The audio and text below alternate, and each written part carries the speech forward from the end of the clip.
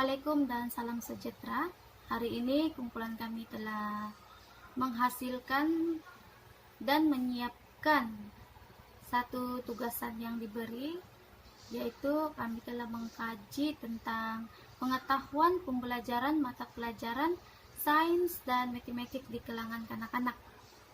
Seperti yang kita sedia maklum, yang mana sains dan Maths ini sangat penting untuk diterapkan kepada anak-anak. Hal ini karena konsep yang digunakan dalam mata pelajaran ini sangat berkait secara langsung dalam kehidupan sehari-hari yang dilalui oleh kanak-kanak lah.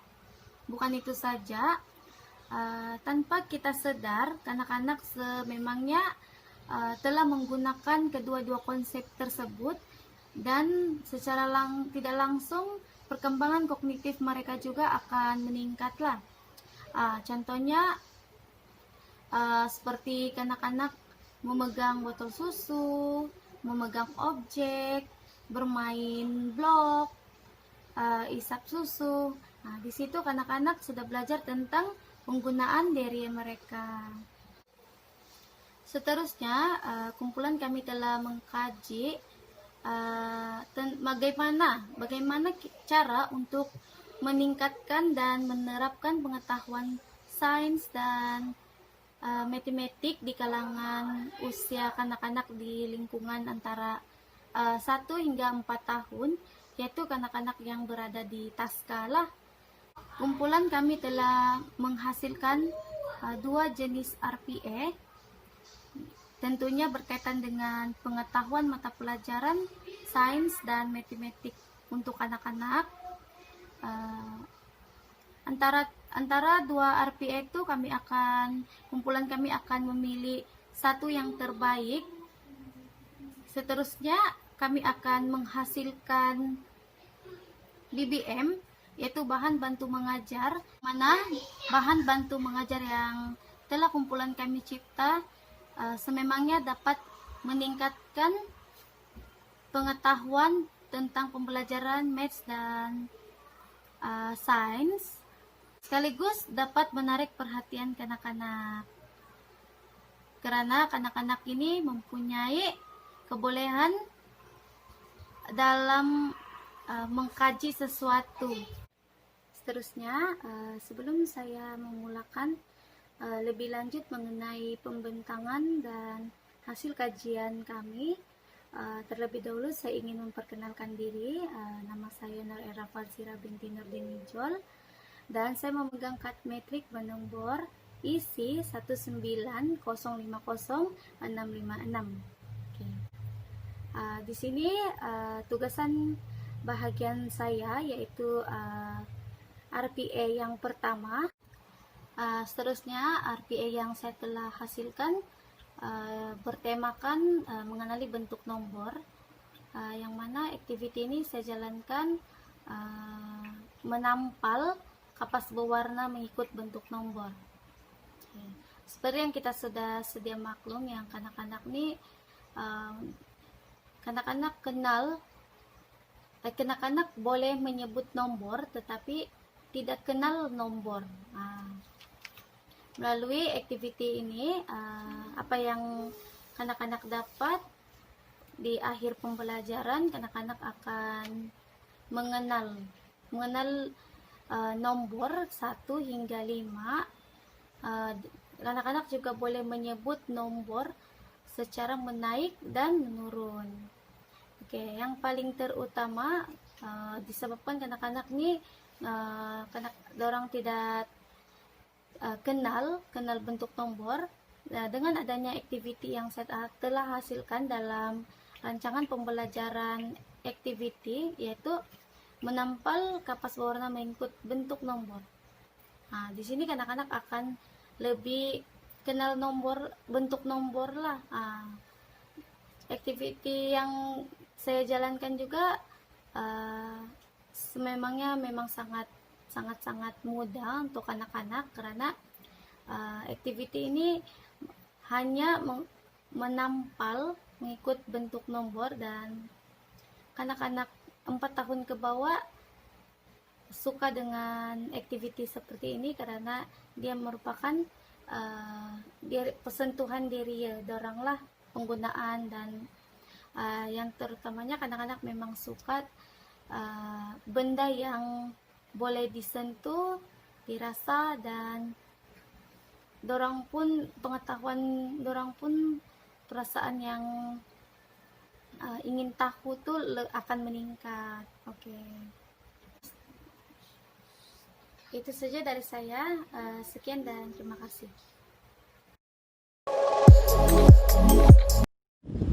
Assalamualaikum dan selamat sejahtera kepada Madam Chris dan ahli kumpulan saya. Saya Nur Adamir Rami Abdullah dengan nombor kad matriks isi 1905068. Hari ini saya akan membentang tentang RPA yang telah ahli kumpulan saya pilih.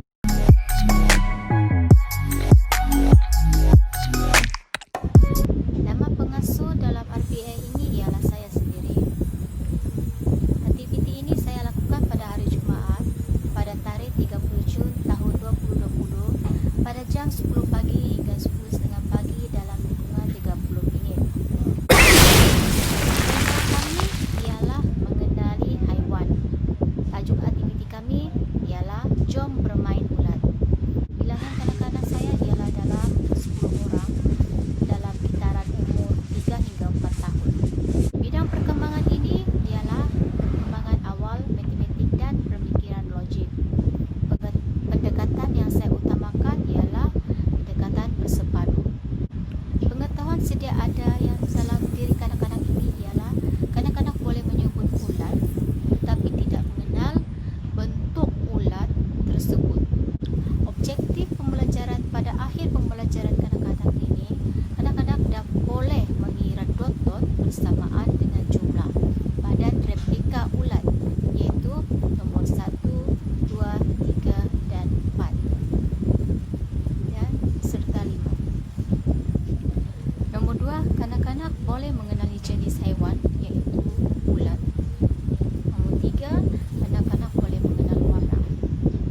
Bahan bantu mengajar yang kami telah gunakan ialah tray telur, gunting, warna air, pen marker, program mainan terpakai dan kertas putih. Langkah-langkah aktiviti pengajaran dan pembelajaran ialah pengasuh memastikan kanak-kanak tidak mengalami masalah kesihatan. Mereka berselesa dan bersedia melakukan aktiviti yang pengasuh lakukan. Nombor 2, pengasuh membawa kanak-kanak ke ruang pembelajaran. Ketiga, pengasuh menggalakkan agar kanak-kanak duduk di meja masing-masing. Keempat, pengasuh memperkenalkan BBM iaitu ulat kepada kanak-kanak. Seterusnya meminta kanak-kanak menyebut semula apa yang ditunjukkan oleh pengasuh. Kelima, pengasuh mengajar kanak-kanak cara mengira dot-dot di bahagian badan ulat dan memperkenalkan warna ulat. Nombor 6, pengasuh memberi peluang kepada kanak-kanak untuk mengira dot-dot dan menyebut warna ulat. Nombor 7, pengasuh memberi peluang kepada kanak-kanak menggunakan replika ulat dengan menggerakkan secara bebas ulat tersebut. Ke-8, kanak-kanak yang berusaha mencuba akan diberi pujian dan galakan seperti pandainya dan cuba lagi. Itu saja pembentangan saya pada hari ini. Sekian, terima kasih. Hai dan salam sejahtera. Nama saya Emiliana Tika binti Mas Segin, pemegang metrikan isi 190500659, akan menerangkan di bagian langkah-langkah penghasilan bahan bantu mengajar. Sebelum saya menerangkan langkah-langkah BBM ini dihasilkan, BBM yang telah kami hasilkan adalah ulat, seperti yang ada dalam gambar ini. Oke. Bahan-bahan yang telah saya gunakan untuk menghasilkan BBM ini termasuklah yang pertama gunting, tray telur, warna air dan berus warna, serta pen make dan kertas putih. Seterusnya adalah langkah-langkah penghasilan BBM. Yang pertama adalah proses menggunting tray telur. Yang kedua pula adalah proses mewarnakan tray telur yang telah digunting. Seterusnya adalah setelah tray telur siap diwarnakan, langkah 3 adalah proses menunggu tray telur kering dalam beberapa menit. Seterusnya adalah langkah keempat adalah proses melekatkan bentuk mata dan sesungut pada ulat dengan menggunakan gam dan kertas putih serta pen make untuk membentuk mata. Seterusnya adalah langkah kelima, yaitu bentuk ulat dengan menggunakan tray telur telah berjaya disiapkan. Manakala bagi menggerakkan ulat yang dihasilkan untuk dijadikan bahan bantu mengajar, saya telah menggunakan roda-roda mainan yang saya dapat daripada bahan-bahan permainan anak-anak buah untuk dijadikan sebagai roda. Oke, seterusnya adalah proses melekatkan roda di bagian bawah ulat dengan menggunakan glue gun. Dan akhirnya separuh akhir dalam proses penghasilan bahan bantu mengajar ini adalah kita boleh lihat pada langkah 9 di mana BBM ini semakin hampir, yaitu roda sudah pun dilekatkan di bagian bawah ulat. Dan langkah 10 pula adalah rupa bahan bantu mengajar yang semakin hampir siap. Seterusnya adalah langkah akhir dalam penghasilan BBM ini, yaitu proses melekat dot-dot pada ulat seperti di dalam gambar. Dot-dot ini adalah bertujuan untuk anak-anak boleh mengira 1, 2, 3, 4, dan 5. Tujuannya adalah bagi langkah akhir dalam penghasilan bahan bantu mengajar ini adalah saya telah melekatkan dot-dot berwarna putih di bahagian badan ulat. Seperti yang ada dalam gambar, saya letakkan dot nomor 1, dot 2, 3, 4, dan 5. Ianya bertujuan untuk memberi penguasaan matematik awal terhadap kanak-kanak. Seterusnya adalah persembahan bahan bantu mengajar yang telah dihasilkan seperti dalam gambar.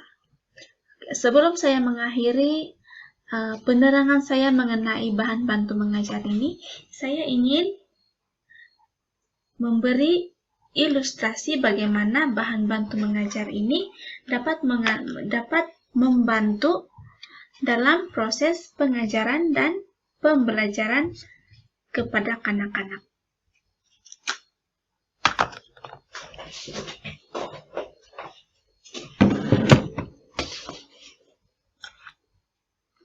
Pemasangan roda di bagian bawah ulat ini adalah bertujuan untuk menggerakkan ulat ini. Cara bagaimana kanak-kanak boleh bermain dengan ulat ini adalah seperti ini. Bahan bantu mengajar ini akan membolehkan kanak-kanak berasa seronok untuk mempelajari matematik dan sains. Oke, sekian saja penerangan saya mengenai langkah-langkah penghasilan bahan bantu mengajar yang telah berjaya dihasilkan. Sekian dan terima kasih. Selamat petang dan salam sejahtera. Saya ucapkan kepada Madam Priscilla Jelson yang mana telah mengajar kami dalam subjek KMS 430 iaitu Teaching Mathematics and Science in Early Childhood. Okey. Sebelum saya memulakan perbentangan ini, saya memperkenalkan diri saya terlebih dahulu. Nama saya Nur Ain Najwa Chin Abdullah atau Chin Muiwan dan pemegang nombor kad metrik EC 190-50655 dan nombor IC 870902495452. Okey, dalam tugasan ini saya telah diberi tugasan iaitu kebaikan pada bahan bantu mengajar kami. Okey, apa yang ada dalam kebaikan bahan bantu mengajar ini ialah kanak-kanak dapat memahami sesuatu konsep, fakta dan idea yang lebih jelas. Seterusnya, kanak-kanak juga dapat menumpukan perhatian terhadap aktiviti BBM tersebut. Contohnya kalau yang ini dengan adanya bahan bantuan mengajar yang menarik. Apabila guru mengajar, pastinya kanak-kanak akan fokus dan memberi perhatian sepenuhnya. Okey, dan seterusnya, kanak-kanak dapat mengikut setiap perkembangan proses pengajaran yang dijalankan dan aktiviti ini juga dipelbagaikan dan menaruh keyakinan terhadap pengajar dan juga kanak-kanak dalam sesuatu pengajaran yang menarik. Okey, contohnya, apabila adanya BBM yang sangat menarik dan kreatif, pastinya guru mengajar dengan penuh keyakinan dan begitu juga kepada kanak-kanak yang fokus memberi perhatian kepada pengajaran tersebut, kepada pembelajaran tersebut. Okey, seterusnya dalam kebaikan BBM ini juga kanak-kanak juga dapat mengambil satu pengalaman iaitu apabila mereka merasa sesuatu benda itu adalah istimewa bagi mereka, mereka akan menjadikan ia satu pengalaman. Contohnya pada bahan bantuan mengajar yang sangat menarik ini. Okey. Seterusnya, kebaikan bahan bantu mengajar ini juga sesuai dibuat di rumah, dihasilkan di rumah kerana bahan-bahan dia memang ada memang ada tersedia di rumah. Dia tidaklah tidak juga terlalu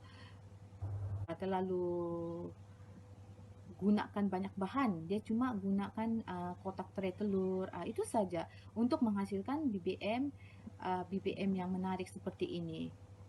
Maksud dia bahan persekitaran, bahan yang kita semula yang ada di dalam rumah kita boleh gunakan untuk menjadikan sesuatu bahan yang menarik macam gitu.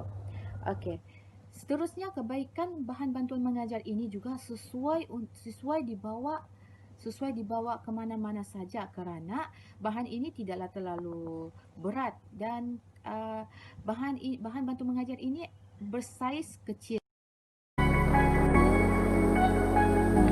Salam sejahtera, nama saya Nur Kikin binti Sabran, pemegang ID pelajar EC 190500650.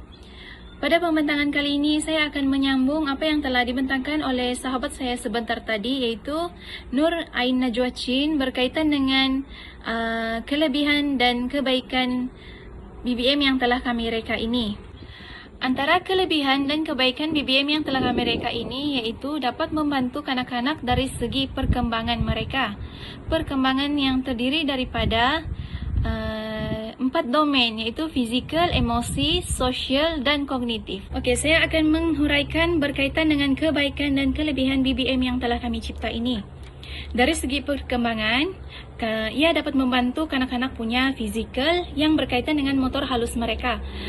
Motor halus ini berkaitan dengan otot-otot kecil iaitu jari-jari, bagaimana mereka mengendalikan BBM ini. Kemudian kanak-kanak juga akan terlatih dari segi mereka punya koordinasi mata dan juga tangan. Okey, kemudian dari segi perkembangan emosi, BBM yang kami cipta ini dapat menarik minat mereka, kemudian ia dapat menimbulkan perasaan mereka gembira, kemudian mereka akan rasa seronok dalam melakukan aktiviti ini. Okey, kemudian dari segi sosial pula, apabila wujudnya interaksi di antara guru dengan kanak-kanak ataupun antara kanak-kanak dan rakan sebaya, ia dapat meningkatkan mereka punya hubungan sosial yang baik.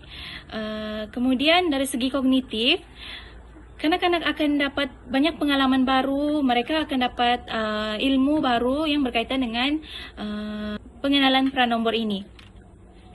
Okey, seterusnya saya ingin menerangkan berkaitan dengan kebaikan dari segi STEAM.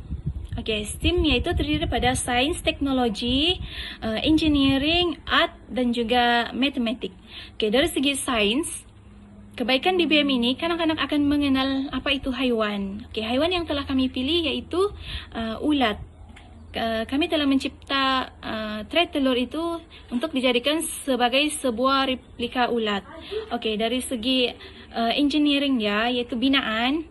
Okey, binaan yang terdapat pada kami punya BBM ini ia mengandungi ia terdapat ada roda dekat situ, jadi ia boleh digerakkan oleh kanak-kanak. Dari segi seni art, reka bentuk yang telah kami hasilkan dari segi warna yang ceria itu dapat menarik minat kanak-kanak lah. Okey, dari segi matematik, sememangnya kanak-kanak akan belajar mengira nombor, iaitu mereka akan belajar pengenalan pranombor pada peringkat awal lah, pada umur kanak-kanak iaitu 3 hingga 4 tahun ini. Kami menggunakan dot-dot yang dilekatkan pada badan ulat itu, jadi kanak-kanak boleh mengira dot-dot tersebut. Seterusnya, kelebihan BBM kami ini juga ia tidak menggunakan kos yang tinggi. Kemudian ia bahan-bahan yang digunakan mudah didapati ataupun kita boleh menggunakan bahan-bahan kitar semula untuk menghasilkan BBM ini. Kemudian dari segi keselamatan pula, BBM ini tidak berbahaya kepada kanak-kanak yang berumur 3 dan 4 tahun tersebut.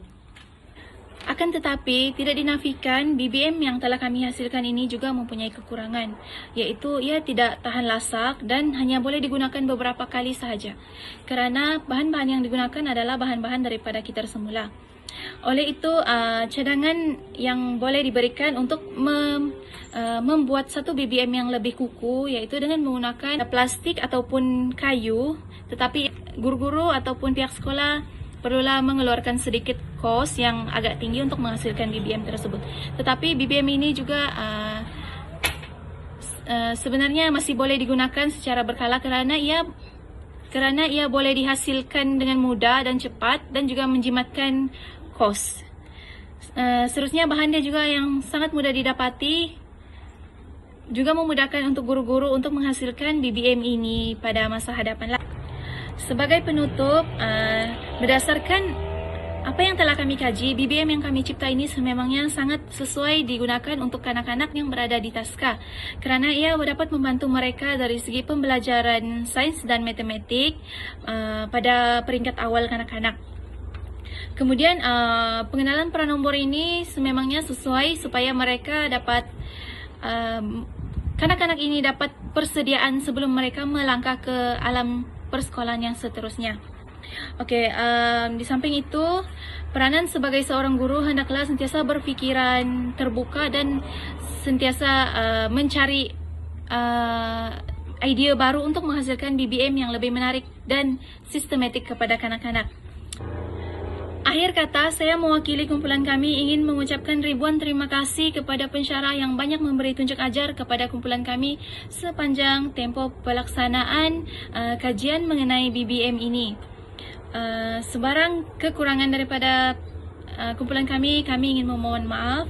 Sekian dan terima kasih.